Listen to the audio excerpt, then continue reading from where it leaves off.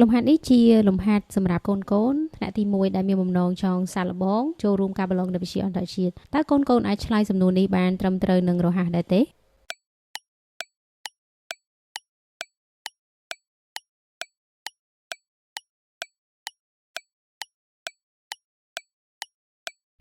តែចម្លើយរបស់កូនៗស្មើនឹងប៉ុន្មានដែរសម្រាប់ចម្លើយដែលត្រឹមត្រូវនោះគឺ7 years time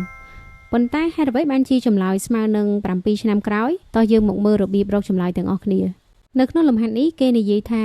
ផលមានអាយុ9ឆ្នាំផលបូកនៃអាយុរបស់ផលនិងឪពុកម្ដាយរបស់គាត់គឺ75ឆ្នាំហើយសំណួរសួរថាតើរយៈពេលប៉ុន្មានឆ្នាំទើបផលបូកនៃអាយុរបស់ឪពុកម្ដាយគាត់ស្មើនឹង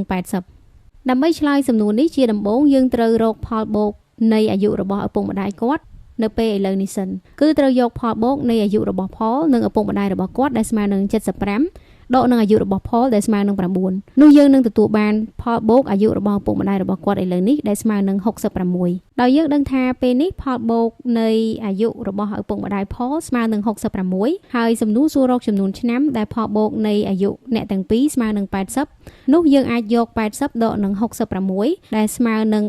14ដូចនេះ14ឆ្នាំគឺជាចំនួនឆ្នាំដែលអ្នកទាំងពីរត្រូវបង្គ្រប់ដើម្បីឲ្យផលបូកនៃអាយុរបស់ពួកគេស្មើនឹង80តែដោយយើងដឹងថាពាក្យ parent សំដៅទៅលើមនុស្ស2នាក់ដែលមានឪពុកនិងម្ដាយ